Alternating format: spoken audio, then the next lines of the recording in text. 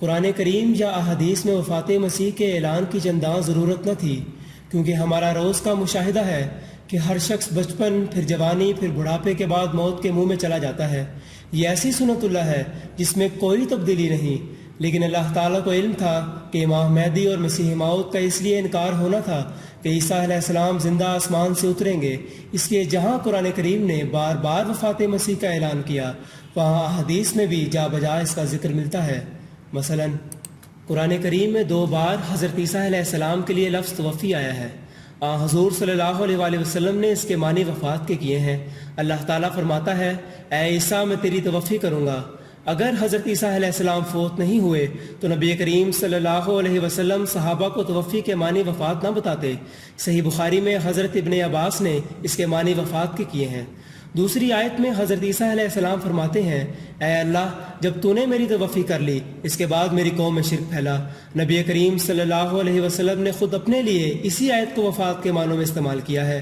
اس کی تفصیل video number 3 اور 4 میں گزر چکی ہے۔ معراج کی روایات میں نبی کریم صلی اللہ علیہ وسلم نے انبیاء کی روحوں سے ملاقات کی، چھوٹی چھوٹی بات کا بھی ذکر کیا، لیکن کہیں نہیں فرمایا کہ باقی تو روحیں تھیں مگر حضرت عیسیٰ علیہ السلام جسم خاکی کے ساتھ تھے۔ ویسے بھی روحوں میں جسم کا کیا کام؟ اگر عیسیٰ علیہ السلام جسم سمیت آسمان پر ہوتے تو ضرور اس کا ذکر ہوتا۔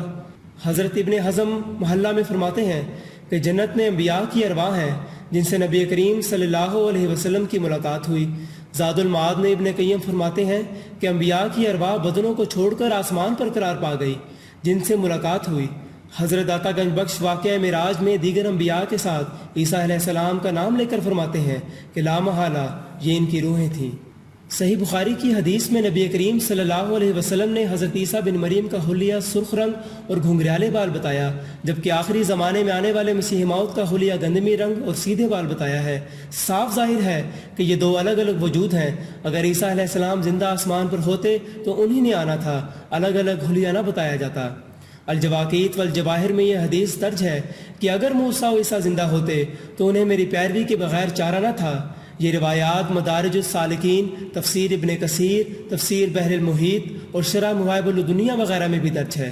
شرح فقہ اکبر میں ہے کہ اگر عیسیٰ علیہ السلام زندہ ہوتے تو میری پیروی کے بغیر چارہ نہ تھا، پس حضرت عیسیٰ و موسیٰ علیہ السلام سب فوت ہو گئے۔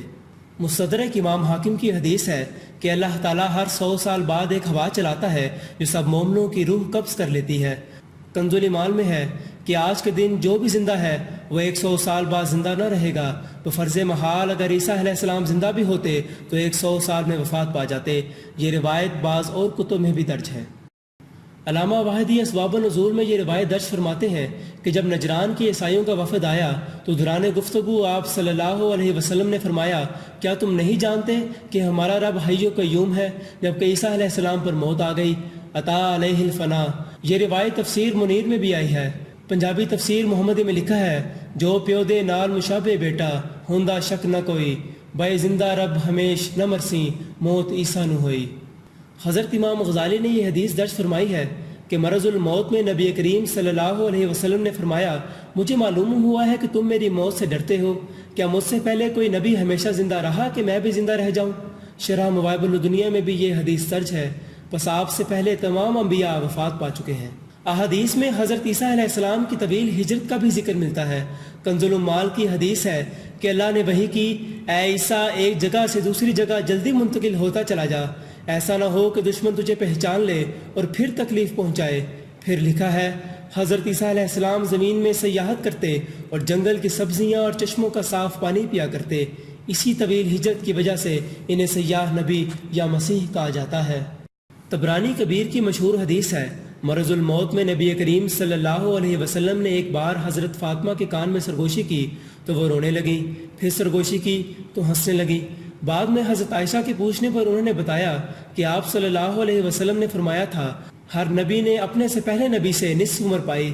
حضرت عیسیٰ علیہ السلام نے 120 سال عمر پائی، اس لیے میری وفات کا وقت قریب ہے، تو وہ رونے لگی۔ یہ روایت متعدد کتب میں درج ہے، جیسے فیض القدیر، کنز العمال، سبل الہدا، سیرت حلبیہ، شرح مواہب الدنیا، حاشیہ تفسیر جلالین، حجج الکرامہ اور ما ثابت بہ السنہ وغیرہ میں بھی آئی ہے۔ صحیح بخاری کی حدیث ہے کہ اللہ لعنت کرے یہود و نصارہ پر جنہوں نے اپنے نبیوں کی قبروں کو سجدہ گاہ بنا لیا۔ یہود کے نبی حضرت موسیٰ علیہ السلام اور بعض دوسرے انبیاء ہیں، جبکہ عیسائیوں کے نبی حضرت عیسیٰ علیہ السلام ہیں۔ بس ثابت ہوا کہ حضرت عیسیٰ علیہ السلام بھی وفات پا کر دنیا میں ہی دفن ہو گئے۔ ان کی عارضی قبر فلسطین چرچ آف سپلکر میں ہے، جہاں آج بھی لوگ سجدہ کرتے ہیں، اور دائمی قبر کشمیر میں ہے۔ تاریخ طبری میں ابن سلیم سے روایت ہے کہ انہیں ایک پتھر کی تختی ملی جس پر لکھا تھا ھذا قبر رسول اللہ عیسیٰ ابن مریم علیہ السلام۔ بس یہ تمام روایات کھول کھول کر بیان کر رہی ہیں کہ حضرت عیسیٰ علیہ السلام وفات پا چکے ہیں۔